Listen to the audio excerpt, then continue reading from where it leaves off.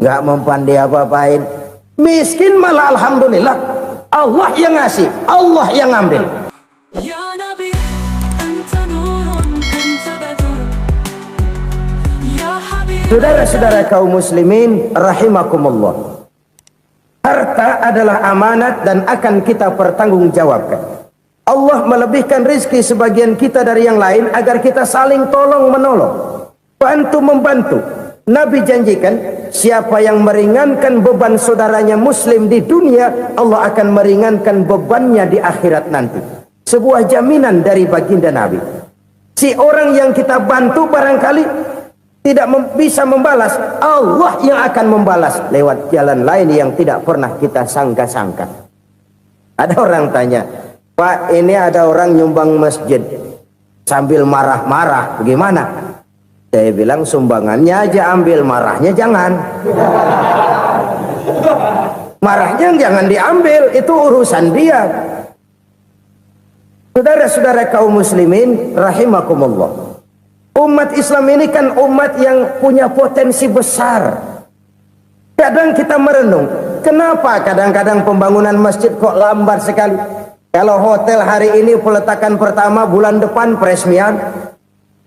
Supermarket hari ini peletakan batu pertama, minggu depan peresmian. Tapi kalau sudah yang namanya masjid, kadang-kadang peletakan batu pertama sekaligus jadi batu terakhir. 3 tahun, 4 tahun, campur nebar jalak di jalanan, duit dijaring kayak ikan sepat. Apa tidak ada orang Islam yang kaya? Banyak. Apa tidak ada pengusaha muslim yang jadi konglomerat? Ada. Lalu yang belum banyak itu yang komit terhadap nilai-nilai agamanya. Akhirnya kita jatuh jadi umat yang lemah. Belum ada pengusaha konglomerat muslim buka pabrik supermi cap beduk misalnya umpamanya atau pabrik kecap cap sorban supaya identitas keislamannya sedikit kelihatan. Kita jatuh jadi umat yang lemah karena potensi tidak terinventarisir dengan baik. Kita ini ibarat kompor yang cuma matengin nasi orang lain. Potensi kita dimanfaatkan oleh orang lain. Ukhuwah Islamiyah kita baru terbatas kepada silaturahmi. Ukhuwah di bidang ekonomi kita lemah, ukhuwah di bidang kebudayaan kita lemah, apalagi ukhuwah di bidang politik kita lebih rapuh lagi. Padahal ukhuwah itu adalah totalitas kehidupan manusia, menyangkut ipolek sosbud, memerlukan nilai-nilai ukhuwah. Jadi oleh karena itu mari kita menyadari, di dalam harta kita, walaupun kita yang cari, pergi pagi, pulang sore, peras keringat, banting tulang, di sana ada harta anak yatim, di sana ada hak masjid, di sana ada hak pesantren, di sana ada hak jihad. Berbahagialah seseorang apabila dia oleh Allah dijadikan keran. Keran itu menyimpan air, tapi tidak untuk dirinya, tapi disalurkannya kepada mereka yang memang memerlukannya. Saudara-saudara kaum muslimin rahimakumullah, ini yang pertama. Jadi perbendaharaan surga adalah menyembunyikan sedekah. Orang lain nggak tahu, kita pun nggak pernah ngitung-ngitung. Kita anggap lewat begitu saja, padahal itu deposit akhirat. Satu. Yang kedua, perbendaharaan surga itu apa? Wa kitmanul musibah, menyembunyikan kesulitan. Kadang orang takut menghadapi kesulitan, tapi makin kita merenung, hidup ini kan sebenarnya urusan. Takut sama urusan, ya jangan hidup. Tandanya orang hidup itu kalau punya urusan. Urusan melupakan problem, problem sering menimbulkan kesulitan. Kesulitan bukan untuk ditakuti, tapi untuk diatasi dan dicarikan jalan keluarnya. Siapa sih orangnya yang nggak pernah sulit-sulit? Makin tinggi status sosialnya, makin gede urusannya. Makin tinggi kualitas imannya, makin berat tingkat kesulitannya. Cuma memang yang namanya enak itu seperti pelangi. Biang lala itu nggak pernah di atas kepala kita, di atas kepala orang melulu. Lo sih enak lo, kata kita. Dia juga bilang yang enak kan lo. Pelangi itu nggak pernah di atas kepala kita. Kata tukang beca, aduh enak ya naik Mercy. Kata tukang beca, apa yang di dalam mobil Mercy? Aduh enak bener tukang beca, di jok ngeringkuk ngorok pulas bener. Saya kamar pakai AC sejuk, tempat tidur sutra empuk, alga spring bed, gula kulik nggak bisa pulas kalau belum minum Valium, belum tidur. Enak bener tukang beca, di jok ngorok nggak tahu wetan kulon. Si tukang beca bilang yang di Mercy enak, yang di Mercy bilang tukang beca enak. Inilah enak, nggak pernah di atas kepala kita, di atas kepala orang lain melulu enak itu. Nah saudara-saudara, yang merupakan perbendaharaan surga itu orang yang bisa menyembunyikan kesulitan, baik pribadi ataupun rumah tangga. Nih terutama rumah tangga yang jadi soalnya. Kadang-kadang kita ini kalau senang, sebaliknya kalau senang kita diam, kalem aja, cuek. Banyak banget duit kita bawaan, diam aja udah, malah ketemu orang takut. Tapi begitu susah sekampung tahu. Padahal Nabi mengajarkan perbendaharaan surga itu menyembunyikan musibah, menyembunyikan kesulitan. Kalau enak cerita sama orang-orang, kalau nggak enak rasain sendiri, tekan sendiri, atasin sendiri. Kita kan sebaliknya, senang kita diam, asal lagi susah paling tidak kita nyari teman buat cerita kesusahan. Siapa orangnya yang nggak pernah susah? Cuma soalnya bagaimana kita mengatasi kesusahan itu sendiri. Begitu juga misalnya kalau orang sudah berumah tangga, itu orang tuanya harus menjadi tempat dia cerita yang enak-enak saja. Yang nggak enak rasain berdua, selesaikan berdua, atasin berdua. Jangan dibalik. Asal senang diam, giliran susah saja. Maknya laporan. Terbalik. Bisa menjaga security informasi.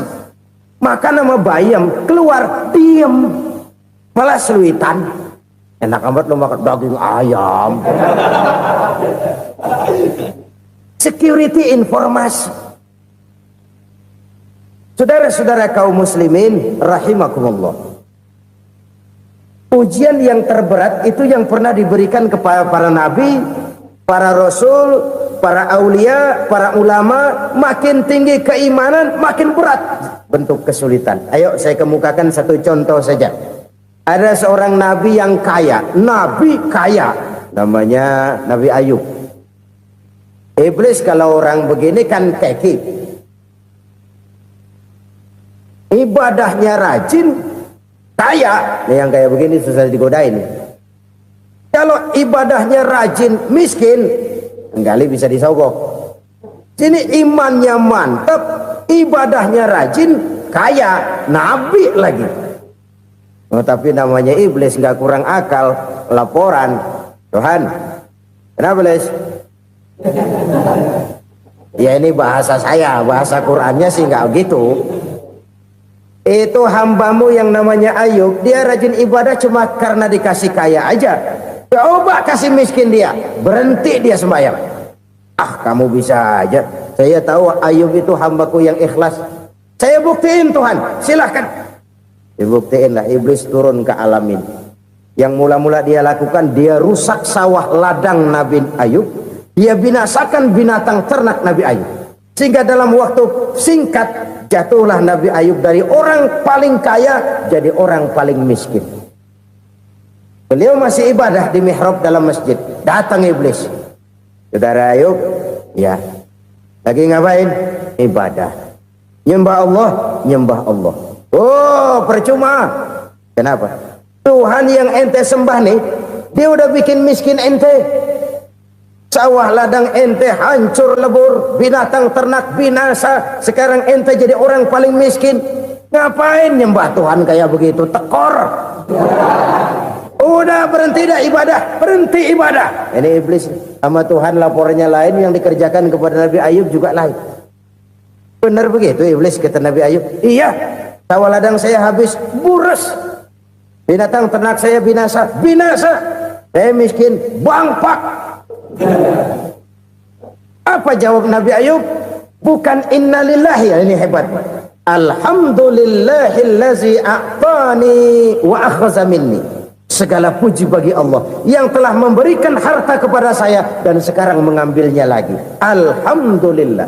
Allah yang ngasih, Allah yang ambil.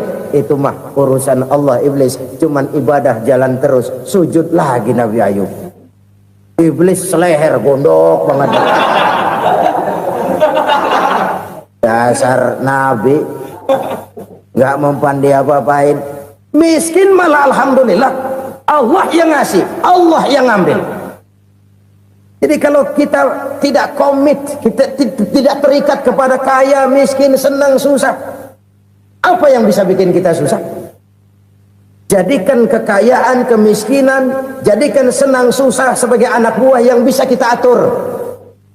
Jangan kekayaan ngatur kita, jangan kemiskinan ngatur kita. Kita yang harus mengatur mereka. Senang, susah, kaya, miskin, bahagia, sengsara, jadikan itu anak buah yang bisa kita atur. Kalau sekarang kita kaya, lain saat boleh jadi kita miskin, semiskin-miskinnya. Allah yang ngasih, Allah yang ambil. Tenaga mana yang bisa menghalangi?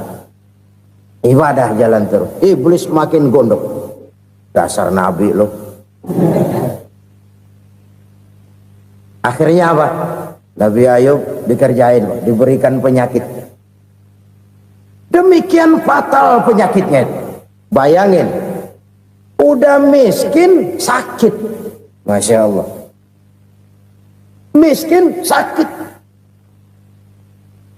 Sakitnya nggak lama, kira-kira 16 tahun. Istrinya 3, 2 mental minta ceraiin. Ngerawatin laki bengek begini. Senang belum tentu, susah udah pasti nih. Cerai aja, cerai dah. Cerai. Tinggal satu Siti Rahmah yang setia menemani beliau. Sesetia-setianya hati perempuan. Satu saat Siti Rahmah bilang, "Bang, iya, abang kan Nabi, Bang. Lalu, namanya Nabi kan doanya jarang meleset, Bang. Maksud kamu minta kenapa sih sama Tuhan biar abang sembuh baik dah, Bang?" Siti Rahmah, "Iya. Saya sakit berapa tahun sih dah?" 16 tahun, Bang. "Sebelum ini saya sehat berapa tahun?" "Ya kira-kira 60 tahun, Bang." "Nah, coba ente banding-bandingin, Rahmah. Saya dikasih sehat 60 tahun, dikasih sakit 16 tahun. Sudah nggak sabar mau doa kepada Allah minta sembuh. Saya malu kepada Allah. Diuji dengan yang luar biasa seperti ini, tidak mengganggu stabilitas kehambaannya. Dia tetap menghamba kepada Allah Subhanahu wa ta'ala." Saudara-saudara kaum muslimin rahimakumullah, kunci menghadapi kesulitan itu apa? Allah jelaskan dalam satu ayat, "Wa basyiris sabirin alladzina iza asabathum musibah qalu inna lillahi wa inna ilaihi raji'un." Gembirakan orang-orang yang sabar. Siapa mereka itu? Yang apabila mendapat musibah mereka kembali kepada keyakinan dasar, segalanya dari Allah dan segalanya akan kembali kepada Allah. Ini konsepsi dasar dari sikap muslim dalam menghadapi berbagai kesulitan. Segalanya dari Allah, segalanya akan kembali kepada Allah. Kalau ini sudah kondisi dasarnya, maka kita akan lapang menghadapi kenyataan bagaimanapun pahitnya. Apakah itu namanya miskin, apakah itu namanya sakit, bahkan maut sekalipun. Segalanya dari Allah, segalanya akan kembali kepada Allah. Ini sikap hidup, bukan sekedar ucapan. Kita kadang-kadang menjadikannya sebagai ucapan. Mulutnya sehingga berhenti, innalillahi wa inna ilaihi raji'un, tapi nangisnya terus gerung-gerungan. Bukan itu, ini kesadaran moral. Kalau segalanya dari Allah, segalanya kembali kepada Allah, kan sebenarnya cuma nunggu giliran. Hari ini saya nyembayangin dia, entah hari apa saya disembayangin orang. Hari ini saya antar dia ke kubur, entah hari apa orang nganterin saya ke kubur. Hari ini saya tahlilkan dia, entah nanti kapan orang tahlilkan saya. Segalanya dari Allah, segalanya akan kembali juga kepada Allah. Oleh sebab itu saudara-saudara, kesulitan bukan untuk ditakuti. Kesulitan justru untuk diatasi, dicarikan jalan keluarnya. Dan tidak ada orang yang tidak pernah mendapat kesulitan. Tidak ada. Semakin tinggi status sosial, semakin tinggi kualitas keimanan, semakin besar juga tingkat kesulitan. Hanya saja bagaimana cara kita mengatasinya. Dan Al-Quran menyatakan inna ma'al usri yusra. Di balik kesulitan itu pasti ada kemudahan. Roda itu berputar. Karena itu Rasulullah sallallahu alaihi wasallam mengingatkan kepada kita, ta'arraf ilallahi fir raha ya'rifka fis syiddah. Ingatlah kepada Allah di waktu kamu senang, supaya Allah ingat kepada kamu di waktu kamu susah. Kalau waktu senang kita ingat kepada Allah, kita susah, Allah tidak akan meninggalkan kita. Tapi kalau waktu senang kita jauh dari Allah, sujud tidak sempat, dengan masjid jauh, ketika senang kita lupakan Allah. Nanti begitu kita susah, Allah lupakan kita. Dan itu menyakitkan. Oleh karena itu orang-orang tua kita dulu bilang, kalau lagi sehat ingat-ingat lu bakal sakit nanti. Kalau lagi kaya ingat-ingat satu saat kita bakal jatuh miskin. Bahkan kalau lagi muda ingat-ingat kita bakal tua. Dan yang terpenting kalau lagi hidup ingat-ingat kita bakal mati. Saudara-saudara kaum muslimin rahimakumullah. Jadi yang kedua yang merupakan perbendaharaan surga, menyembunyikan musibah. Saudara-saudara kaum muslimin rahimakumullah.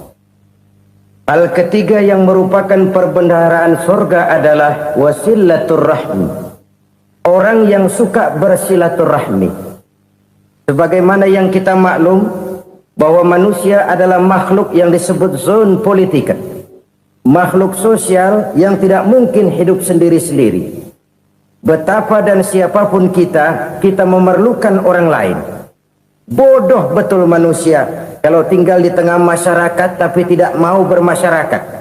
Merasa hebat sendiri, pintar sendiri, gagah sendiri, kaya sendiri. Mungkin kalau mati juga ngubur sendiri. Jangankan kita di sini, di sorga saja Nabi Adam waktu sendirian bengong melulu, mondar mandir. Allah tegur dam sepi dam. Ya ini kalau bahasa saya. Iya Tuhan sepi ini nggak ada coret-corekan pisan ini. Diciptakan Siti Hawa baru anteng Nabi Adam. Itu di surga. Cobalah. Umpamanya saudara tinggal di Jakarta nih. Kayak bener. Apaan aja di Jakarta punya saudara dah. Jembatan Semanggi ambil. Monas, Buntel bawa pulang. Hotel-hotel ambil semua. Cuman tinggal di Jakarta sendirian, apa enaknya? Betapa dan siapapun kita perlu orang lain. Tidak ada seorang pun yang bisa memenuhi kebutuhan hidupnya secara sendiri-sendiri. Nah, Islam telah menyelamatkan manusia dari ras diskriminasi. Mengikat manusia dengan persaudaraan yang berlandaskan kepada akidah. Karena itu dianjurkan bersilaturahmi. Bahkan Nabi menyatakan, man arada ayyubsata lahu fi rizqihi wa yunsa'a fi atharihi falyasil rahimah. Siapa yang kepengen diluaskan rezekinya dan dipanjangkan usianya, banyaklah ia bersilaturahmi. Siapa yang kepengen dimudahkan rezekinya, hendaknya ia banyak bersilaturahmi. Kalau banyak teman, kesulitan kan paling tidak ada tempat cerita. Udah susah, sendirian kita pikirin diri, nggak ada tempat tukar pikiran. Cepet banget sama bengek. Dilawan sendiri. Nah, secara makro kita bisa berkata, tidak mungkin ada kemenangan kalau tidak ada kekuatan. Tidak ada kekuatan kalau tidak ada kesatuan dan persatuan. Tidak mungkin ada kesatuan dan persatuan tanpa semangat silaturahmi. Kalau umat Islam mau menang, dia harus kuat. Kalau umat Islam mau kuat, dia harus bersatu. Kalau umat Islam mau bersatu, dia harus membudayakan silaturahmi ini.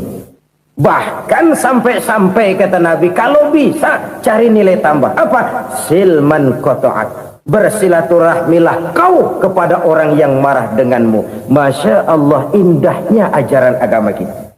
Orang yang marah pun kepada kita, kata Nabi, kalau bisa bersilaturahmilah kepadanya, kepada orang yang marah itu. Di situ nilai tambah. Cuman jujur nih hadis ngucapinnya gampang, ngamalinnya yang berat banget. Orang marah sama kita, kita disuruh silaturahmi, ada apa malu?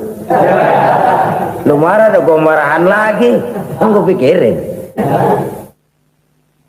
Saudara-saudara kaum muslimin rahimakumullah. Tapi ini yang diajarkan, bahkan ini yang dicontohkan oleh baginda Rasul. Bagaimana begitu mudah? Misalnya satu saat Abu Jahal ini ngatur strategi bagaimana bikin Muhammad celaka. Dia gali lubang di depan tempat tidurnya. Dia tutupin daun korma. Terus dia panggil seseorang, ke sini. Kasih tahu Muhammad, pamannya sakit keras, minta ditengokin. Berangkat orang ini ke sana. Muhammad, labbaik.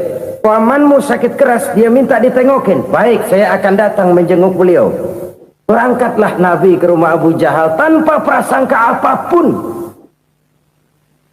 Abu Jahal udah pasang setil, selimut 3 rangkap setengah dipakai, persis kayak orang meriang. Tapi sembari ngintip dari balik selimut, begitu Muhammad buka pintu, nah masuk perangkap nih.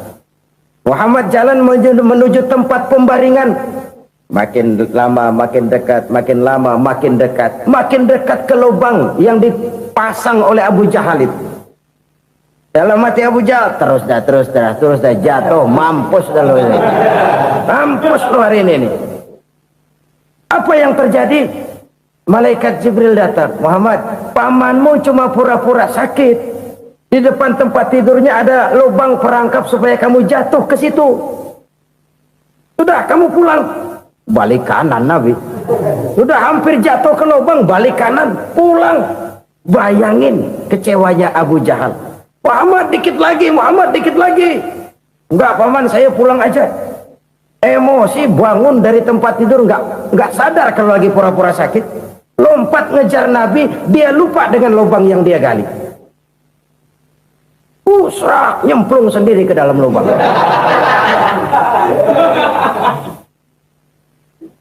Nabi terus berlalu. Ini terjadi keanehan. Jatuh ke lubang yang dia gali itu sebenarnya nggak terlalu dalam ya, antara 3-4 meteran lah. Tolong saya jatuh ke lubang ini. Datanglah pelayan-pelayannya itu. Angkat saya dari sini. Oh, yang ngulurin tambang. Satu gulung, belum juga nyampe itu tambang. Kurang, beli lagi ke warung. Sambung, ulur lagi, nggak juga bisa sampai. Wah, ini kerjaan Muhammad ini. Tolong, siapa salah seorang kamu ke rumah Muhammad, kasih tahu encangnya kecebur. Minta ditolongin. Sampaikan kepada Rasul. Kenapa? Pamanmu jatuh ke lubang, Muhammad minta tolong diangkatin. Tambang udah nyambung-nyambung nggak nyampe juga. Ya, nanti saya datang, saya tolong. Cobain. Nyata-nyata orang berniat jahat mau mencelakakan dia. Datang dia menolong. Ini yang disebut air tuba dibalas air susu ya ini. Bukan sebaliknya. Air tuba dibalas air susu. Paman, kecebur ya? Iya Muhammad, tolong ini. Pegang tangan saya. Nabi ulurkan tangannya. Nyampe. Dipegang oleh Abu Jahal. Diangkat ke atas. Sampai atas. Apa kata Abu Jahal? Sihirmu memang hebat Muhammad. Udah ditolongin dikata sihir. Yang enak kita kemplang kan itu orang begitu. Urusan apa? Tapi inilah akhlak.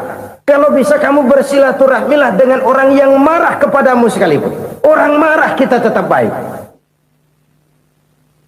So, kalau kita berbuat baik sama orang yang memang baik, rasanya sih biasa-biasa aja. Orang baik kita baik lagi, ya draw aja, belum ada nilai tambah di situ. Baru ada nilai tambah kalau kita bisa berbuat baik kepada orang yang nyakitin kita. Itu namanya kita setingkat di atas dia. Dia sakitin kita, kita berbuat baik sama dia. Dia pelit sama kita, kita baik sama dia. Dia marahin kita, kita deketin dia. Di situ kita punya nilai tambah. Jadi siapa yang ingin diluaskan rezekinya, kata Nabi, dan dipanjangkan umurnya, hendaklah ia banyak-banyak bersilaturahmi. Sederhana sebenarnya silaturahmi, tapi silaturahmi membangkitkan semangat kesatuan dan persatuan. Kesatuan dan persatuan melahirkan kekuatan. Dalam matematika, 1 ditambah 1 pasti 2. Tapi di tengah masyarakat, 1 orang takut ditambah 1 orang takut, hasilnya jadi 2 orang setengah berani. Kenapa setengah berani? Karena udah berdua. Tadi pan takut sendirian. Kalau dia kumpul turu-turu takutlah jadi berani. Kita yang lemah, kita yang tidak berdaya, kita yang miskin, kalau mau kompak bersatu, apa yang nggak bisa kita kerjain? Apalagi tinggal di kota besar, pilihan cuma 2, bertahan atau minggir. Bertahan atau minggir. Untuk bisa bertahan harus mampu bersaing. Untuk mampu bersaing harus punya keahlian. Keahlian harus ditunjang dengan pendidikan, ditambah oleh kekompakan sebagai umat. Udah miskin mencar mulu, orang injak kita. Orang nggak pandang urusan apa malu. Oleh karena itu, silaturahmi pada hakikatnya merupakan ruh dari ukhuwah yang diajarkan oleh agama kita.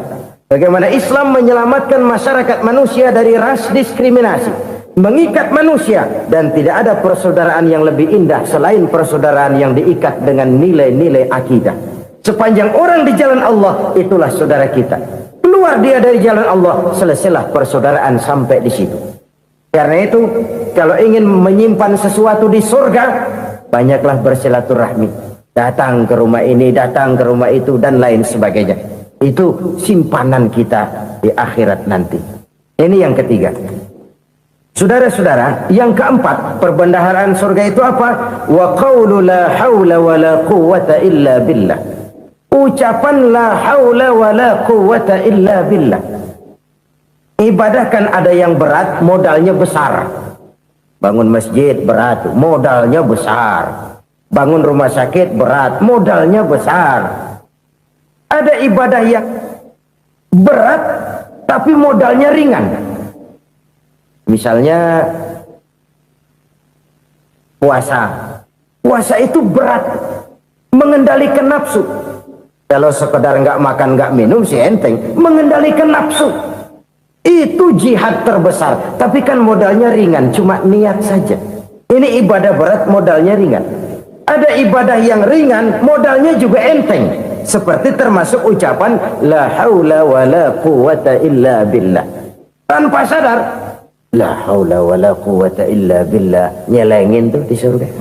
Nyelengin, kita nggak terasa. Nyelengin simpenan akhirat. La haula wa la quwwata illa billah. Nyimpen lagi. Kaget, la haula wa la quwwata illa billah. Nyimpen lagi. Banyak simpenan.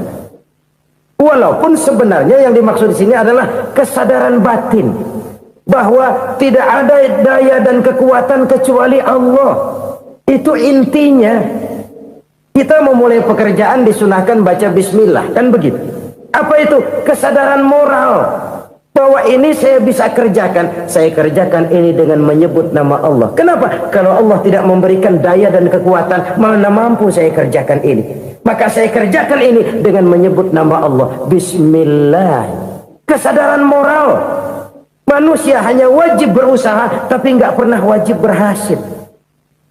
Banyak hal-hal yang kalau kita renungkan secara rasio nggak mungkin, tapi jadi kenyataan. La haula wa la quwwata illa billah. Tidak ada daya dan kekuatan kecuali bagi Allah semata-mata. Kesadaran moral akan kelemahan dan keterbatasan makhluk bernama manusia. Kadang kita kagum dengan otak, tapi kita sering lupa sama yang bikin otak. Padahal bagaimanapun hebatnya otak, yang bikin otak pasti lebih hebat dari otak. Nggak percaya, silahkan otak-otakan. Inilah kecenderungan. Kita kagum dengan pesawat-pesawat mutakhir, bukan main besi gede banget terbang itu. Alangkah hebatnya. Lalu apa yang bikin otak tidak lebih hebat dari itu semua? Kita puji laut. Apa yang bikin laut tidak lebih hebat dari laut itu? La haula wa la quwwata illa billah. Tidak ada daya dan kekuatan kecuali Allah. Apa yang bisa kita lakukan kalau tidak karena daya dan kemampuan yang diberikan oleh Allah kepada kita?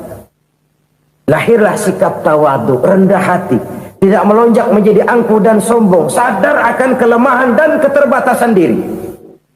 sebagai makhluk yang diciptakan oleh Allah Subhanahu wa taala. Jadi satu sisi ini ucapan yang berpahala, la haula, jadi wiridan. Pada sisi lain ini kesadaran moral, sikap mental, kesadaran batin bahwa yang punya daya dan kekuatan itu cuma Allah. Kita nggak pantas untuk sombong, sebab sombong itu pakaiannya Allah. Kita nggak sedang pakai pakaian Allah, kegedean. Dan makin kita renungi, makin terbentur. Apa sih yang bisa kita sombongin? Kita mau sombong apa? Kaya, pintar, itu kan semua relatif. Di atas langit masih ada langit lagi. Jadi oleh karenanya, marilah kita menyadari, manusia hanya wajib berusaha, tapi tidak pernah wajib berhasil. Yang berusaha saja tidak wajib berhasil, apalagi yang tidak berusaha. Islam bukan agama orang pemalas yang selesai sholat lalu enggelohom, nggelenggem ayem-ayem. Tapi Islam bukan agama orang sombong yang setelah berusaha lalu tidak memerlukan Allah. Kita bisa saja bikin proyeksi, tahun sekian kita bakal panen besar menurut perhitungan otak. Tapi ada kejadian lain. Apa? Tikus ngambek. Habis itu dimakanin tikus, panen gagal. Proyeksi rasional gagal oleh tikus-tikus yang ngambek itu. Bisa saja terjadi. Tahun depan kita panen besar, urung. Kenapa? Musim panas panjang. Dan sekarang ini koran-koran bikin berita musim mengalami penyelewengan. Bukan cuma manusia yang nyeleweng sekarang. Musim pakai nyeleweng. Mestinya kan musim hujan udah selesai, masih hujan-hujan juga. Musim. Nah sekarang kita boleh bikin proyeksi, kita bakal panen besar. Tahu-tahu musim panas panjang, sawah retak, air kering. Cari teknokrat yang paling botak, suruh pendekin tuh musim panas. La haula wa la quwata illa billah. Inilah kesadaran moral. Saudara, saya teringat satu saat ada seorang konglomerat. Umurnya ya kira-kira 70-an. Satu saat dia ditanya oleh wartawan, "Pak, umur Bapak berapa sih?" "Ya paling 10 tahun." 10 tahun? 10 tahun? Anak Bapak berapa orang? Satu saja? Satu. Harta Bapak berapa? Ya paling-paling bangsa 7 juta kali. 7 juta? Iya. Pak, kenapa Bapak bohongi saya? Bapak punya buku biografi. Koran-koran, majalah-majalah banyak memuat cerita riwayat hidup Bapak. Saya tahu umur Bapak 70. Kenapa bilang cuma 7 tahun? Saya tahu anak Bapak 8. Kenapa cuma bilang 1? Saya tahu harta Bapak miliaran, mungkin triliunan. Pabrik di mana-mana, bank di mana-mana. Kenapa bilang uang Bapak cuma 7 juta? Nah, kata si konglomerat tadi, "Kamu benar, Nak, kamu benar. Umur saya kalau jumlahnya memang 70, Nak. Cuman ingat-ingat saya, baru 7 tahun terakhir ini saya sujud. Baru 7 tahun terakhir ini saya berusaha dekat dengan Allah. Saya laksanakan perintahnya, saya jauhi larangannya. 7 tahun inilah rasanya yang ada nilainya di hadapan Allah. Yang 63 tahun matong, kelabu, kelem umur gue. Habis untuk maksiat, untuk munkarat. Maka ketika ditanya tadi, umur saya 7 tahun itu. Oh begitu Pak. Oh iya. Lalu anak Pak, anak Bapak kan 8. Kenapa bilang cuma 1? Nah, kalau jumlah hitungannya memang anak saya 8. Tapi dari 8 orang ini rasanya cuma 1 nih yang bakal jadi buah hati, belahan jantung, pelanjut cerita, penerus sejarah, bakal jadi anak soleh yang akan mendoakan saya. Cuman 1 rasanya anak saya ini yang bakal jadi buah hati saya, besar-besaran saya, yang akan mendoakan di kubur saya, yang akan mendoakan di akhirat saya. Yang 7 orang mana, Masya Allah, yang 1 tenggeng, yang 1 nyekek botol ngelolo, yang 1 nggak karu-karuan. Makanya saya bilang 1 anak saya yang akan bisa mendoakan saya. Oh begitu Pak. Iya. Nah harta Pak, harta Bapak kan triliunan. Pabrik bapak di mana-mana. Uang bapak hampir di tiap bank-bank besar. Kenapa bilang cuma 7 juta? Betul kau nak. Harta saya kalau jumlahnya memang miliaran, triliunan mungkin. Tapi yang saya ingat baru 7 juta tuh yang saya belanjakan di jalan Allah. Saya nyumbang masjid, saya santuni yatim piatu, saya bantu pembangunan pesantren, saya bantu pembangunan rumah sakit Islam. Itu yang akan saya bawa pulang ke akhirat, yang 7 juta itu. Yang triliunan itu nanti akan diperebutkan oleh anak-anak saya sebagai waris saya. Jadi harta saya 7 juta itu yang bakal nemenin saya di akhirat, yang akan saya bawa pulang jadi teman saya. Saudara-saudara kaum muslimin, jangan-jangan orang tua itu adalah kita-kita ini. Jangan-jangan kita-kita ini adalah orang tua itu. Jangan-jangan itu potret dari diri kita masing-masing. Dari sekian umur yang diberikan Allah, berapa tahun yang ada nilainya di hadapan Allah. Dari sekian anak-anak yang merupakan amanah, berapa yang akan mendoakan kita sebagai orang tuanya menjadi anak soleh. Dari sekian banyak harta yang diberikan Allah, berapa yang akan kita bawa pulang menghadapnya nanti, yang kita belanjakan di jalan Allah. Ini sebuah potret kehidupan. Karena itu kita kembali kepada la haula wa la quwata illa billah. Kita wajib berusaha, kita wajib berikhtiar. Selebihnya segala daya dan kekuatan hanya milik Allah saja semata-mata. Satu kesadaran batin dari setiap pribadi muslim. Setelah ia berusaha dan berikhtiar, ia menyerahkannya kepada Allah Subhanahu wa ta'ala. Jadi satu sisi ini merupakan wiridan ucapan yang mengandung pahala, pada sisi lain ini merupakan sikap batin dari seorang muslim di dalam ia menghadapi realitas kehidupan ini. Saudara-saudara kaum muslimin rahimakumullah, kalau ini kita jadikan satu basis kehidupan, maka ini akan menyelamatkan manusia dari kemungkinan tergelincir menjadi orang yang lupa diri dan lupa darat. Sebab itu Imamul Ghazali berpesan, jadidis safinah fa innal bahra amiq wa khuziz zad fa inna safara ba'id wa khaffifil hamla fa innal hamla sadid. Perbarui selalu kapalmu karena lautan sangat dalam. Bawa bekal yang banyak karena perjalanan ini sangat jauh. Ringankan beban karena kebanyakan beban akan menyakitkan. Alangkah indah kalimat ini, alangkah dalam makna yang terkandung di sana. Perbarui selalu kapalmu karena lautan sangat dalam. Apa artinya ini? Jaga mentalmu baik-baik. Pelihara imanmu baik-baik karena hidup penuh cobaan seperti lautan. Kita kalau berlayar di lautan kan kadang-kadang tenang, angin bertiup sepoi-sepoi basah. Jika malam datang, bintang gemintang bertabur menghias cakrawala. Rembulan memantulkan sinarnya dengan indah. Dalam keadaan begitu berlayar enak. Tapi lain saat ombak menggunung, halilintar menyambar, angin topan bertiup. Berapa banyak sudah saudara-saudara kita yang tenggelam di lautan dunia tanpa sadar bahwa dia belum sampai kepada pantai yang akan dituju. Berapa banyak sudah saudara-saudara kita yang tenggelam di lautan dunia ini tanpa sempat bangkit lagi.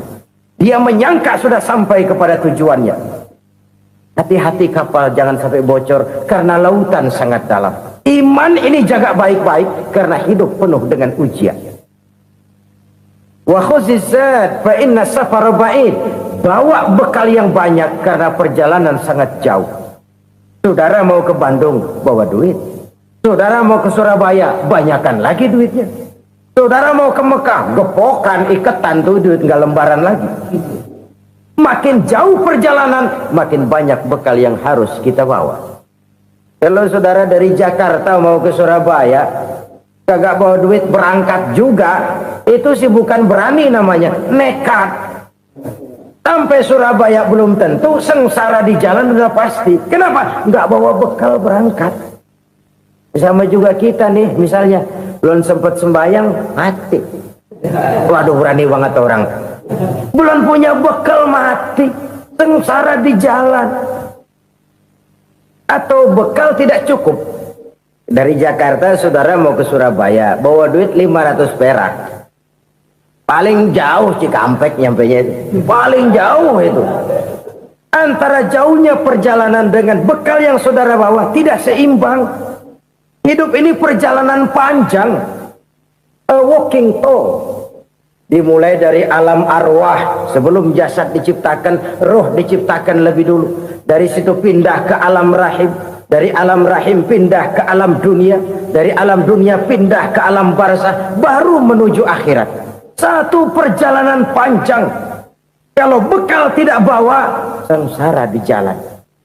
Bawa bekal yang banyak karena perjalanan ini sangat jauh. Wa khaffifil hamla, ringankan beban karena beban itu cuma akan menyulitkan. Kalau bekal itu sih keperluan, tapi beban nggak kita perluin, cuma ngeberat-beratin. Apa ini beban? Dosa, kecurangan, kebatilan, kezoliman, ketidakadilan, kesewenang-wenangan. Itu akan jadi beban kita di akhirat. Alangkah celakanya, perjalanan panjang, bekal tidak bawa, beban kelewat banyak, alamat sengsara di jalan. Pahala tidak ada, dosa berlipat ganda. Na'udzubillah, summa na'udzubillah. Kalau kita rangkum nasihat Al-Ghazali dengan kisah si konglomerat tadi, kita akan mengambil kesimpulan. Pertama, bekal terbaik dalam menghadapi gejolak kehidupan ini tidak lain adalah iman. Yang kedua, pahala dan dosa.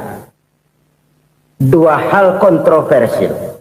Pahala adalah bekal, dosa adalah beban. Tapi kita sekarang kan tidak begitu terangsang kepada yang abstrak.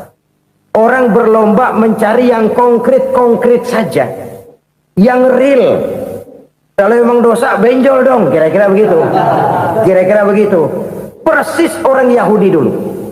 Orang Yahudi itu kan pernah minta kepada Nabi Musa, Ya Musa, lan nu'mina laka hatta narallaha jahrah.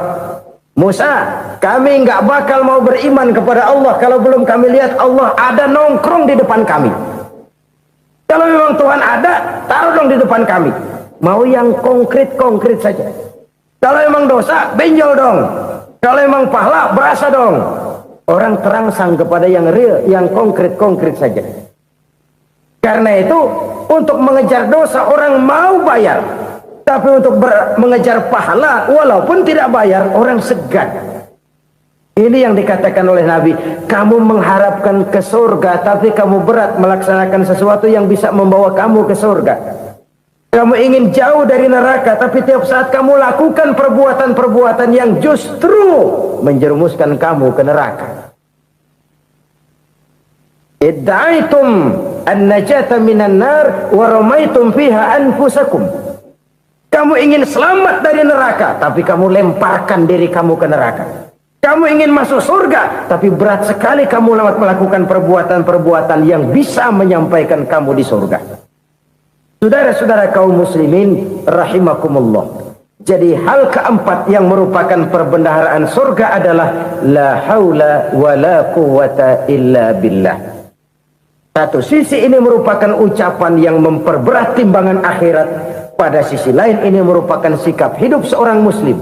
Kesadaran batin yang sangat dalam bahwa tidak ada daya dan kekuatan kecuali Allah. Dan itu kita simbolkan pada saat memulai pekerjaan dengan Bismillah, dengan menyebut nama Allah. Satu kesadaran moral, saya hanya bisa melakukan ini karena diberikan daya dan kekuatan oleh Allah.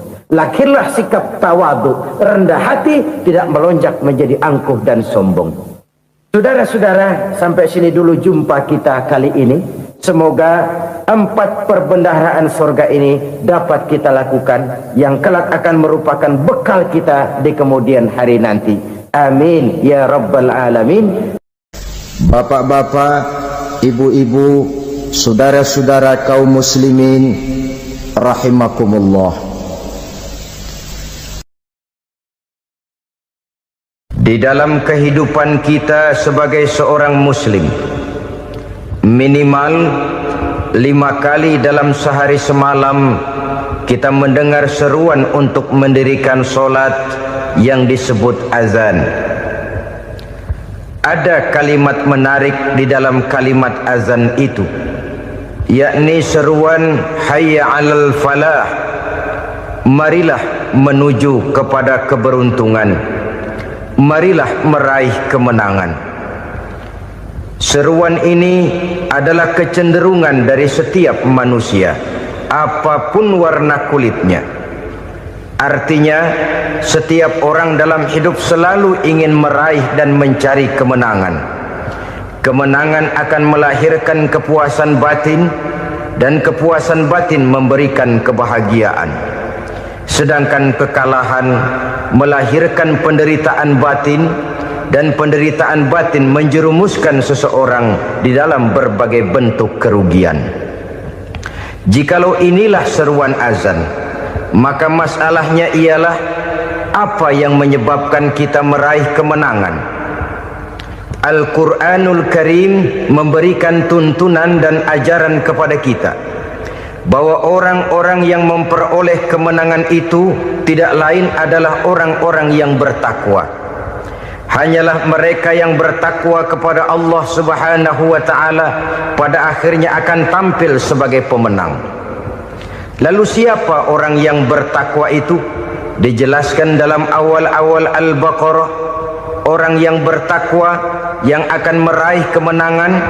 Pertama, alladzina yu'minuna bil ghaib, yaitu orang-orang yang beriman kepada yang gaib, percaya bahwa ada alam yang gaib, alam yang abstrak, alam yang tidak bisa dijangkau oleh salah satu daripada panca indera kita.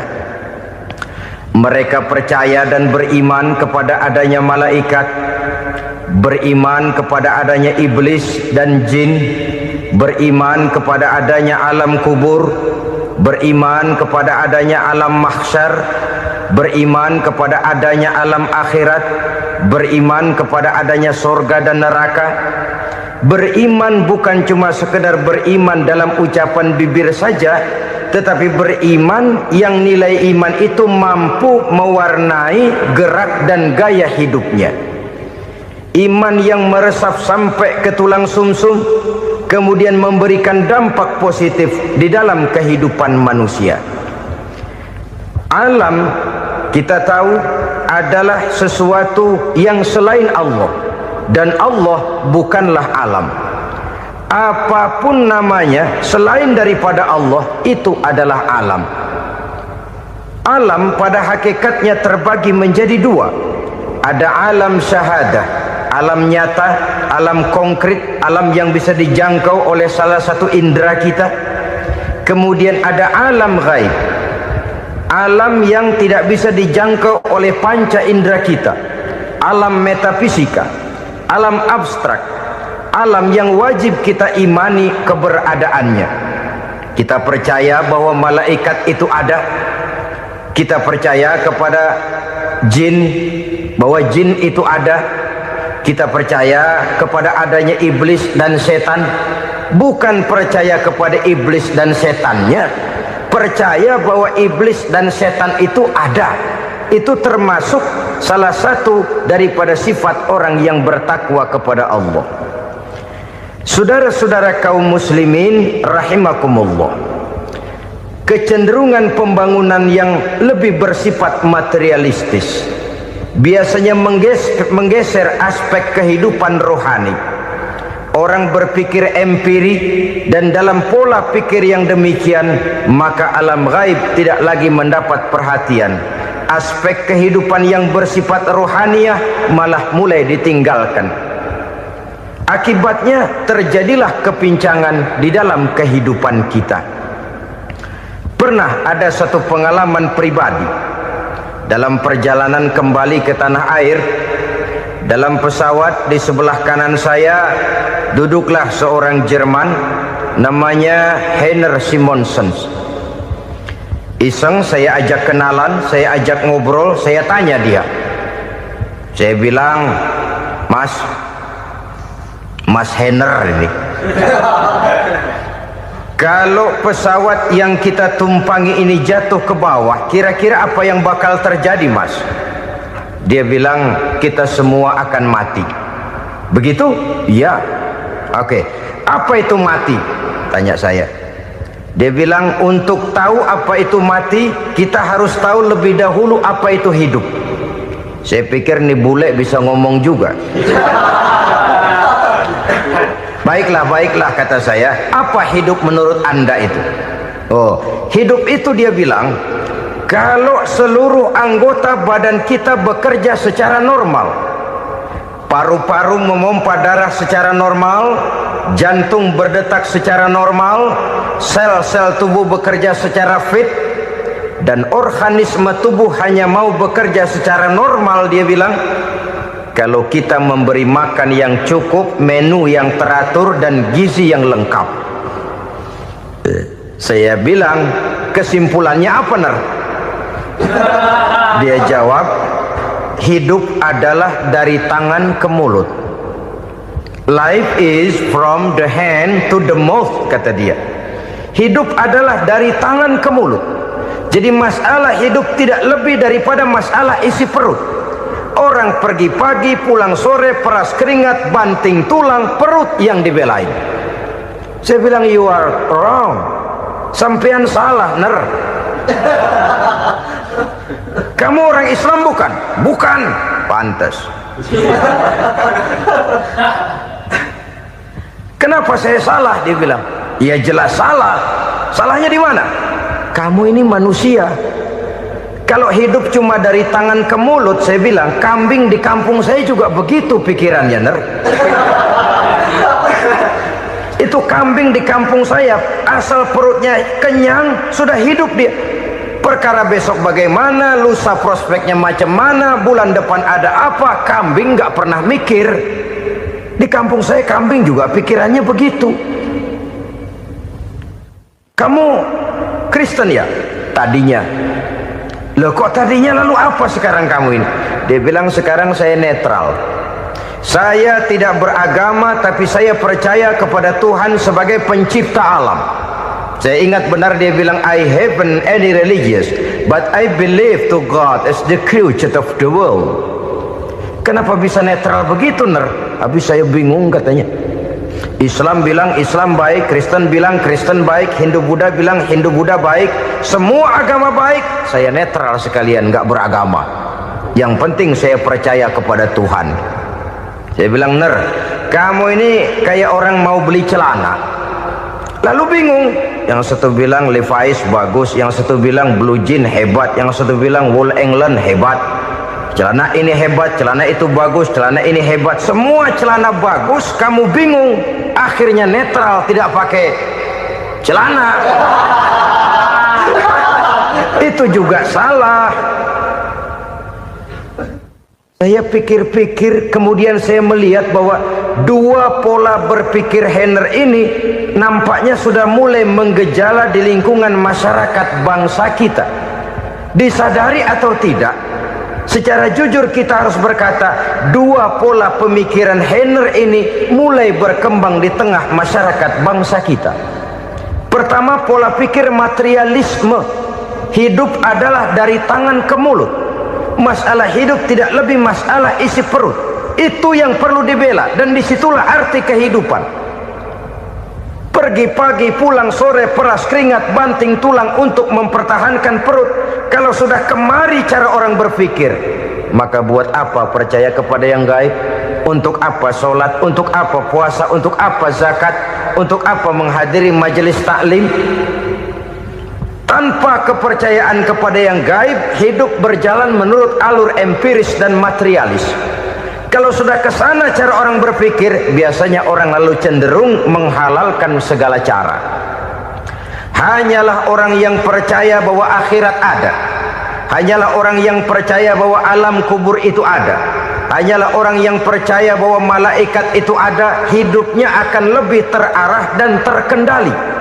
Karena kepercayaan kepada yang gaib, yang merupakan fase daripada kehidupan setelah hidup yang sekarang ini, mewarnai gerak pribadi seseorang di dalam dia melakukan kegiatan hidupnya.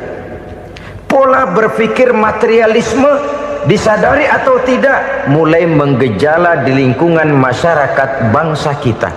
Hidup tidak lebih dari urusan tangan ke mulut, mulut ke tangan, tangan ke mulut. asal perut sudah kenyang, hiduplah sudah. Perkara bagaimana prospek hari yang akan datang, bagaimana akhirat, tidak jadi persoalan.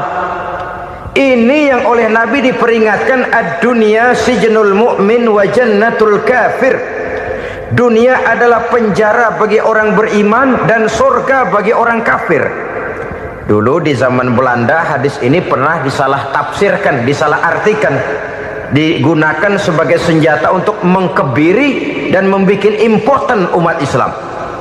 Sudahlah umat Islam gak usah macam-macam, kata Belanda. Dunia ini kan penjara buat orang Islam, surga buat orang kafir. Di penjara jangan bertingkah.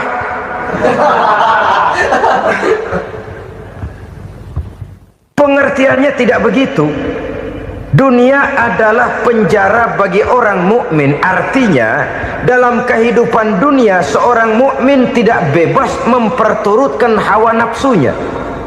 Di penjara hawa nafsunya itu. Sebaliknya surga bagi orang-orang kafir. Buat orang kafir surgalah dunia ini. Mereka bebas memperturutkan hawa nafsunya, dilarang tidak terlarang, dicegah pun tidak tercegah. Mereka hidup menurut alur bisikan nafsu mereka sendiri. Kemudian bila ajal datang, maut merenggut nyawa, selesailah surganya sampai di situ. Maka bagi orang-orang yang tidak percaya kepada adanya akhirat, kepada adanya alam gaib, surganya sebatas umurnya. Sekali lagi, surganya sebatas umurnya. Bila umur selesai, ajal pun datang merenggut nyawa, selesailah sudah surganya sampai di situ. Alangkah pendeknya perjalanan orang-orang yang tidak percaya kepada alam gaib ini. Bagi kita mukmin, jikalau kita mampu memenjarakan hawa nafsu, kita bisa bahagia di dunia ini. Dan Islam memang tidak menyuruh kita sengsara di dunia. Raih dunia, kejar dunia, gapai dunia sebagai alat untuk mencapai kebahagiaan di akhirat nanti. Hidup adalah satu perjalanan panjang yang terbentang sejak kita terlahir dari alam rahim sampai kepada alam akhirat nanti. Andai kata kita gagal meraih kebahagiaan di dunia, toh kita masih punya akhirat. Tapi jangan jadi dalil yang melemahkan semangat. Biarin dah kita di dunia kebelangsak, yang penting akhirat. Akhirnya dunia benar-benar kebelangsak. Bagaimana dunia ini bisa kita raih, dan bagaimana meraih dunia untuk menunjang kepentingan akhirat nanti. Yang kedua, dari pikiran Heiner yang saya lihat menggejala di lingkungan masyarakat bangsa kita, timbulnya manusia-manusia netral. Seolah-olah Tuhan yes, agama no. Sama Tuhan percaya, agama ogah. Tuhan ngangguk, giliran agama godeng. Padahal hampir dalam setiap ayat dalam Quran, kata-kata amanu biasanya bergandeng dengan wa amilus sholihat, iman dan amal soleh. Ini sebagai isyarat Tuhan dan agama jangan pernah dipisah-pisah. Apabila kita bertuhan, maka kita harus beragama. Apabila kita beragama, maka agama itu harus bersumberkan dari Tuhan yang kita imani itu. Tidak mungkin kita pisah, Tuhan yes, agama no. Sama Tuhan percaya tapi agama bikin sendiri. Sembayangnya cukup bengong 2 jam madep ngulon.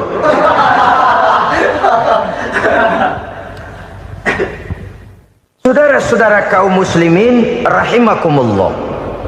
Jadi dengan demikian, agama yang kita akui merupakan unsur mutlak di dalam pembangunan sekarang ini, merupakan bagian dari kehidupan yang menuntun kita bahwa di balik alam nyata ini, di balik alam syahadah ini ada alam gaib.